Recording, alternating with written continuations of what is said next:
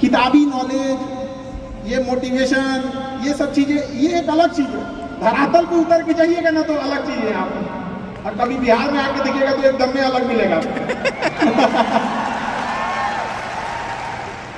खैर हमारे यहाँ तो हर चीज है भाई, पहाड़ काटने वाले लोग भी, तो ऐसा नहीं है कि आपके पास अभाव नहीं है, मतलब सबके पास कमोबेश नहीं है, लेकिन कितना बहाना बनाएंगे हम लोग, कितना रोएंगे कि भैया हमारे पास इस चीज की कमी है। दुनिया का कोई इंसान पूर्ण नहीं है, सबके पास कुछ कमी है। शायद जिसे हम कहते हैं कि ये बड़े लेवल का आदमी है, उसके पास बड़ा प्रॉब्लम है, छोटा के पास तो छोटे प्रॉब्लम है, बड़े के पास बड़ा प्रॉब्लम है। दुनिया का कोई आदमी जो नहीं है जिसके पास प्रॉब्लम नहीं है, और प्रॉब्लम का आना बहुत जरूरी है, क्योंकि आवश्यकता ही आविष्कार की जननी होती है।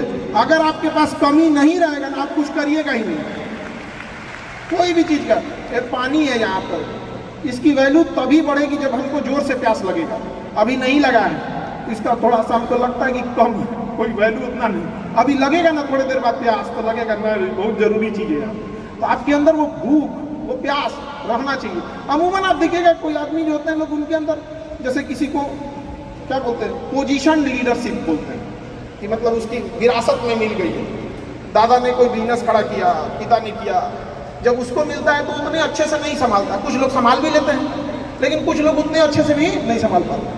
कितना ठोकर लगा है, ये बहुत ठोकर नहीं लगेगा ना, जिस पत्थर पे चोट नहीं पड़ती वो कभी मूर्त नहीं बनता है। इसलिए जितना, ये आपके लिए अच्छी बात है, क्योंकि बड़े बड़े लोगों की जिंदगी में मुसीबत आती है, वो मुसीबत ही आती है बड़े लोगों के लिए, क्योंकि फिल्म में जो सबसे टफ रोल होता है ना, वो बढ़िया हीरो के कंधे पे दिया जाता है।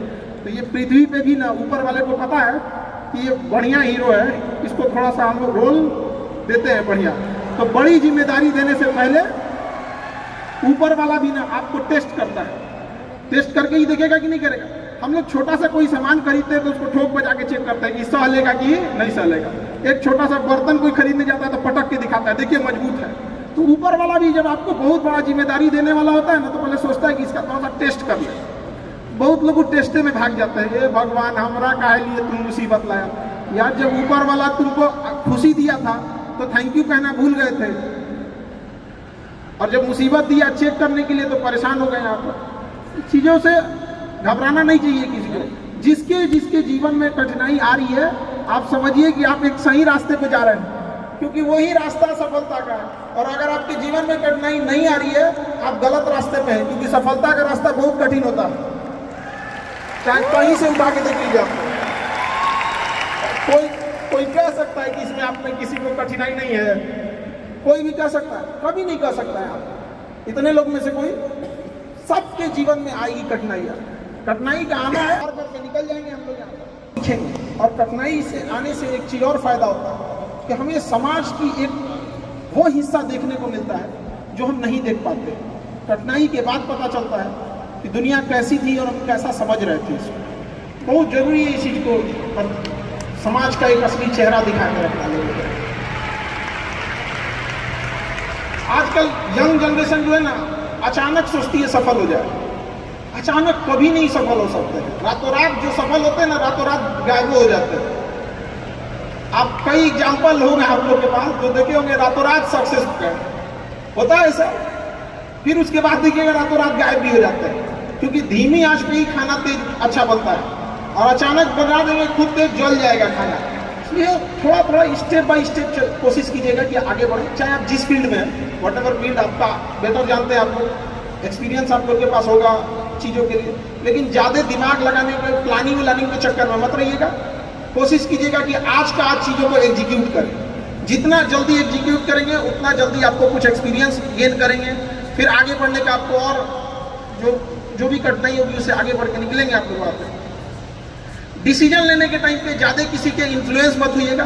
और कई बार होता क्या है ना कि हम किसी के दबाव में डिसीजन ले लेते हैं। आप सुनिए सबकी, अकेले डिसीजन मत लीजिए, 3-4 आदमी से देखिए, ताकि नहीं तो मोहम्मद बिन तुगलक हो जाएंगे।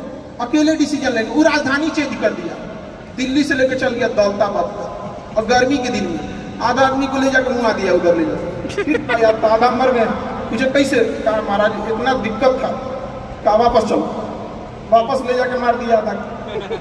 अपने से डिसीजन लेने के चक्कर में मत रहिएगा।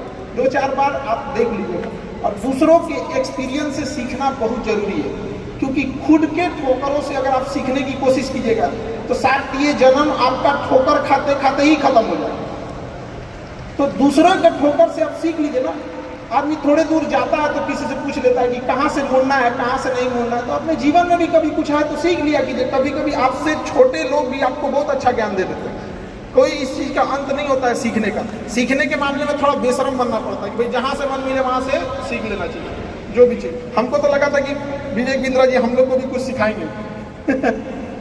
हालांकि चीज़ें बहुत पता है। एक 2 साल पहले, 1.5 साल पहले हमसे एक बात उन्होंने बोला था कई चीज़ों के लेकर, डिसीजन को लेकर। काफ़ी अच्छी मित्र है हमारे।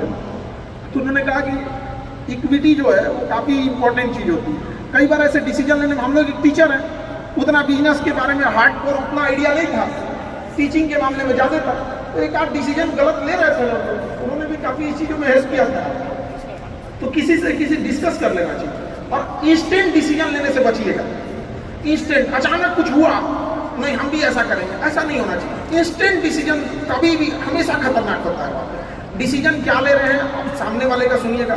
कई बार ऐसा होता है लोग डिस्कशन के नाम पे अपनी बतिया ठोक देते हैं। 4 आदमी के बीच में बैठेंगे और कहेंगे हम ऐसा सोच रहे हैं। ऐसा कभी मत कीजिएगा, पहले उनकी सुन लीजिएगा कि वो लोग क्या बोल रहे हैं। क्योंकि जब आप किसी बड़े लेवल पे होते हैं ना, आप कहेंगे कि हम ऐसा सोच रहे हैं तो आपके नीचे वाले लोग भी ना आप ही की बात में हम यहाँ मिला देते हैं। तो बेटर है पहले उनके अपना बोलने से पहले उनकी बातें सुन लीजिए कि वो क्या कहना चाह रहे हैं, तभी जाके किसी डिसीजन पे पहुंचे। इंस्टेंट डिसीजन चीज़ों से बचेगा।